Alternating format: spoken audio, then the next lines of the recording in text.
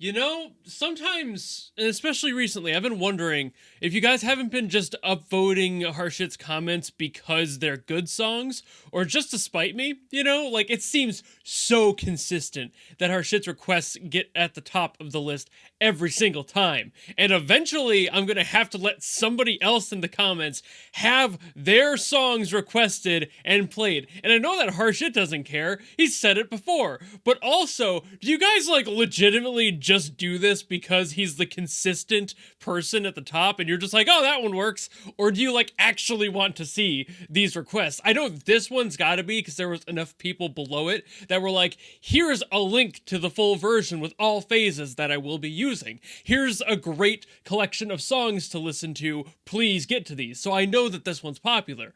But there are moments where I'm like, do they actually do this because they're good songs, which they all have been, or is it just because it's Harshit, and at this point, it's just an in-joke and kind of funny?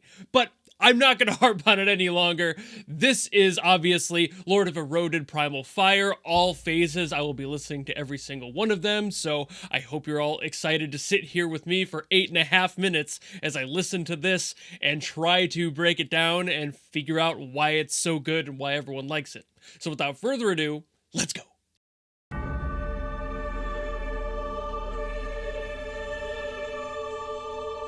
Okay.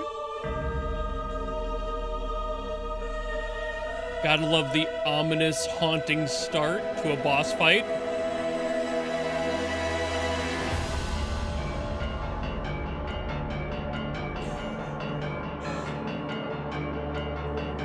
Why is this a thing that all boss fights do?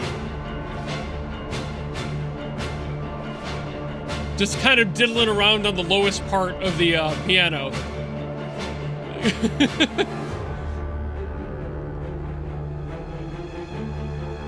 That's such an interesting, consistent thing. I've heard that in so many boss fights. And always, like, dragon ones.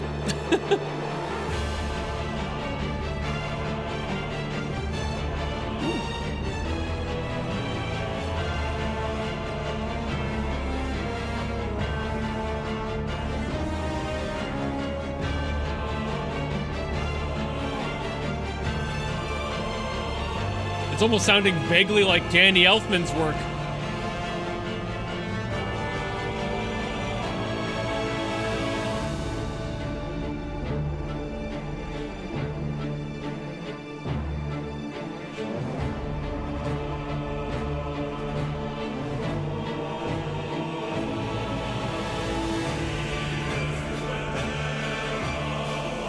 Gotta have the choir.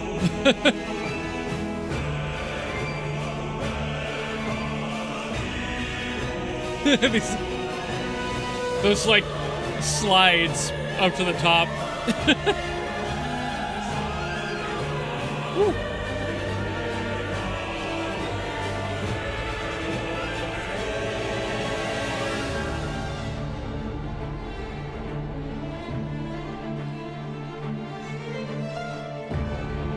This is doing a lot of things that I've heard before. But as always with Genshin music, it's done so well. Ooh. A little pause.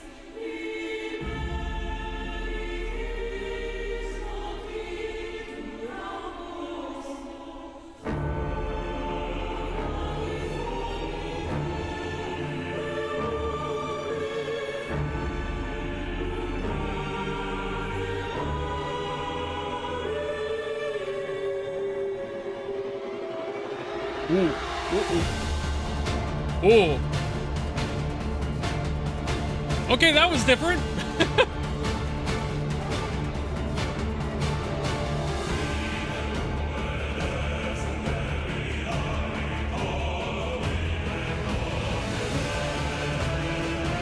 Ooh.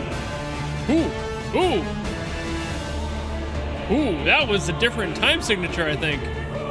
That counted different. Okay, maybe they are doing some stuff that's a little different.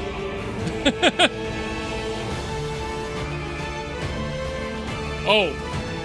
And a change up to the feel? Okay, there's gotta be a phase change at this point.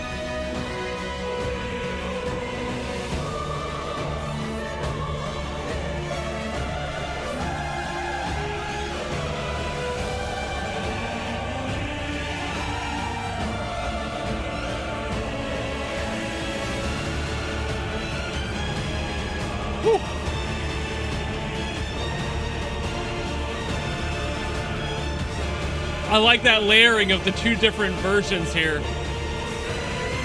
Kind of reintroducing what was there before. That's cool. There's no way that's all of it. There's no way I've been sitting here for 8 minutes. Okay. I was like, there's no way. So far, this song has been doing things that are familiar, but not necessarily being bad, you know? Familiarity isn't a bad thing. All music has tropes to it, you know?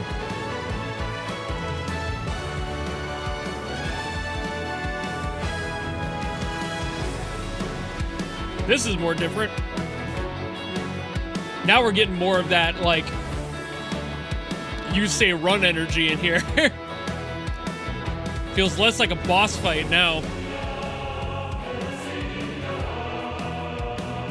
A little bit more heroic. Bit of a key change.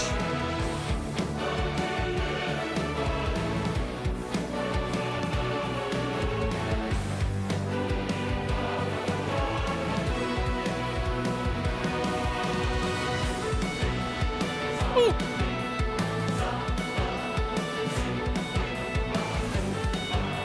Vibing on the ride cymbal. One of the go-to favorites.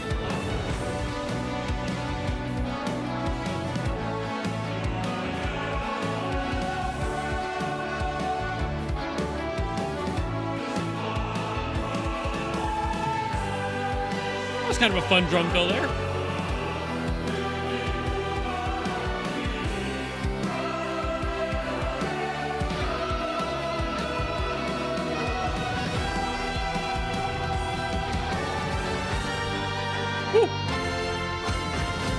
We're not done changing things up yet. I do like how this is like bringing that prior theme into a whole different direction. Kind of challenging it a little bit.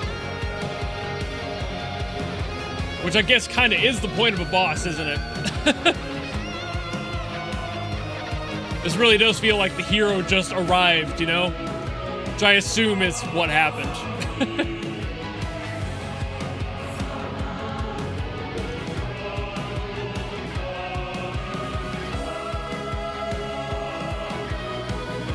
Very strong on the kick drum here, just constantly through that 4.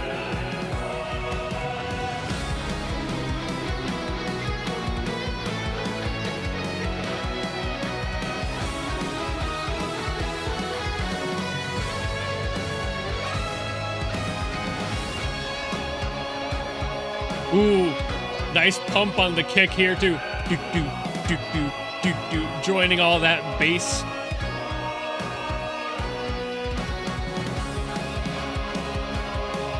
A heroic breakdown.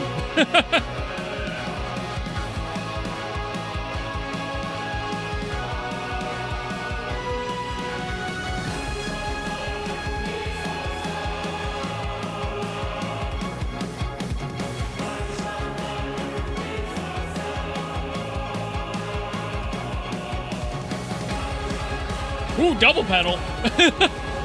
What?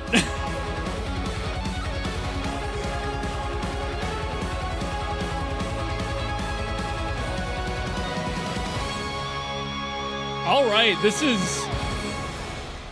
Okay, now it might be done. But there might be something else in there, but that felt very final. Yeah, okay.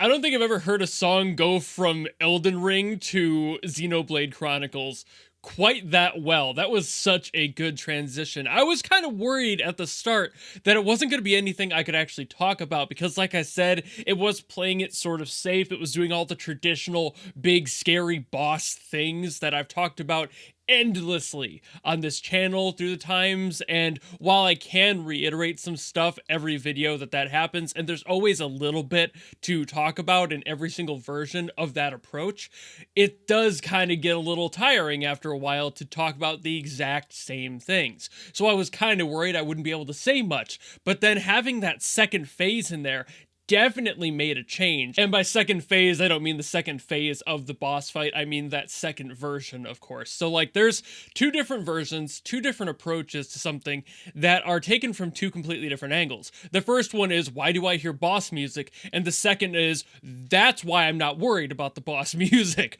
Right over there. Obviously, I've come to know these characters from all of the Natlan stuff I've done. Mavuika is a character I'm very aware of visually and what she looks like and what her powers are, what she's able to do. I've seen it all at this point. But getting back into the song, I think what's really cool about this one, starting with the original, is that yes, it is kind of stereotypically big boss. It has the Latin lyrics, it has all these like big orchestral stings in them, very broad use of that minor key, everything feeling so important and dangerous. Like there is a weight to this song that says do not get closer. And that's something I've always appreciated about these sorts of boss themes, from Dark Souls to games like this that include themes thematically similar to those. Just the I don't want to be here, but I know I have to be, and that kind of sucks for me, but I've got to do my job. And to get into psychology for a second about that, like this is something that has been around games forever. It's been around movies forever too, but this specific sound and why it's used so often for those really big bad energy characters is, I think, partially because we don't understand the lyrics, for one, so that makes it spooky, the fact that it's in a dead language, so you really don't know what's being said, what's being chanted. Is it something dangerous? Is it something lighthearted? You don't know. Usually the lyrics do translate to something a little bit more macabre, something that doesn't feel quite right or is otherworldly in some way, shape, or form. But then there's also the obvious ones, like the whole thing being in a minor key, a lot of diminished notes in here, a lot of crunching on the overall melody. There's just things that get touched on that just sound wrong to the ear. Like, for example, the Devil's Third, which I think did happen a number of times in that main theme at the beginning. Obviously, that was gone once we got to that second version of the song, which, like I said, and I'm sure everybody noticed, much more heroic, much more the hero is here. Because at that point, you no longer think I'm doomed, you start thinking I'm saved. Everything sounds higher, more triumphant. All of this tone is so much broader and just way more uplifting because it's in a major key. All of the notes work together. There's very little to no diminished chords in here, no minors, nothing that felt crunchy, disturbing, or wrong to the ear traditionally. It all just works and feels like it's going really well. And for those who aren't musically inclined and might not fully understand what I mean there, real quick, I'll play you a sample of a C minor chord and now a C major chord.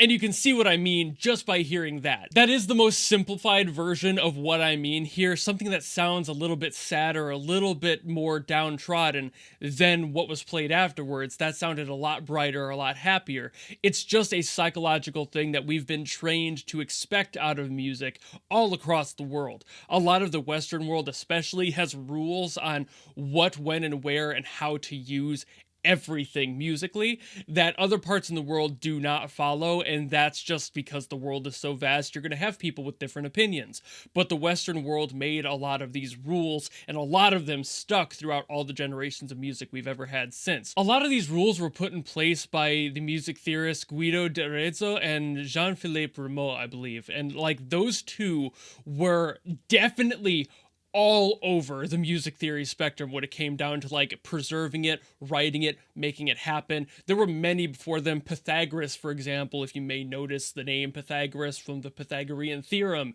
he was also somebody who had like one of the very first toes in that water of music theory and how to make it. And these other two came along a little bit later and just kind of refined what his concepts were saying, made their own things, and kind of made the handbook of what music theory came to be. And a lot of what these these songs are doing and how they're trading off these themes and adjusting for these differences is all because of these guys. And as I usually say, I'm not going to get into the music theory here. I'm mostly here to give an overview of everything. I don't want to get into that. I'm also not certified to give an overview in that. I might once in a while give a little nugget of information here or there about music theory stuff, but I'm not trained in my own right. I have found all this stuff out on personal research, and that's what I've done with my time. You can do that as well if you want to, but I'm not going to bore you with it here. But a lot of that still is relevant, especially with how this translates from that first version of the song to the second version of the song, why that translation works out so well, why these songs end up sounding like they're together but separate, completely different tracks, but somehow so familiar to each other. There's a lot of crisscross in there, especially the lyrics in the second one still being present from the first one, and just adjusting it a little bit. Like, all the notes are there, but I think what was being said was different. So like, that's what I mean. Like, it's interesting to switch things around like that. Like, the lyrics might not be the same, but the melody is the same. Or the melody might be different, but the lyrics are the same. That's another translation ability. There's a lot that goes into music, making music, writing music, composing music. It's just all so complex. So again, while I was saying this one seems pretty standard, that doesn't mean it's bad. You know, like, it doesn't mean that those standard options are completely boring, just not worth talking about, but it can be hard to say the same things a bunch, like I said earlier. But also what they did with this one going into the second is kind of cool.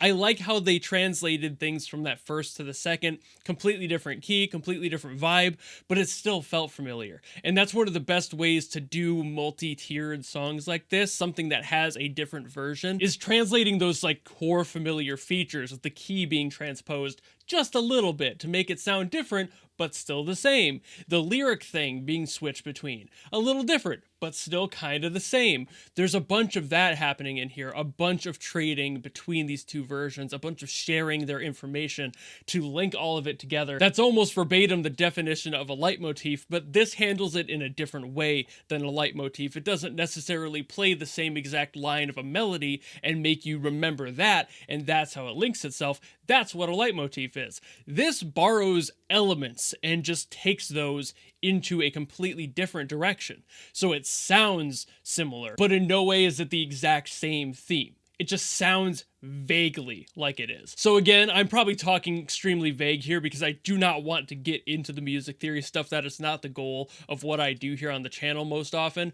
But it is still really neat, and I still really like this one, and I ended up liking it a lot more than I initially thought I would. But to prevent myself from talking in a loop like I have for almost the past 20 minutes, thank you all so very much for watching. If you want me to do more music theory related stuff, let me know, because I can include that. I just figure people aren't coming here for that, and they just want to see my overall views and viewpoints on songs with maybe a little bit of that sprinkled in. But if you want me to get dorky, I can, but just let me know if that's something you're all willing to sit through, because it might end up sounding more like a college class than it does a YouTube video. But you're already listening this far into the video, so maybe you are interested in that sort of thing, and maybe I should include it more often. But I'll digress. Thank you all so very much for watching again. If you have any other songs you want me to get to, by all means, leave them in the comments below, and I will do my best to get to them as always. Maybe it won't be Harshit getting the next request this time. We'll see. But as always, if you enjoyed this video and you want to follow me and support me for more stuff in the future, you know how to do all that, and I will see you all in the next video. Goodbye!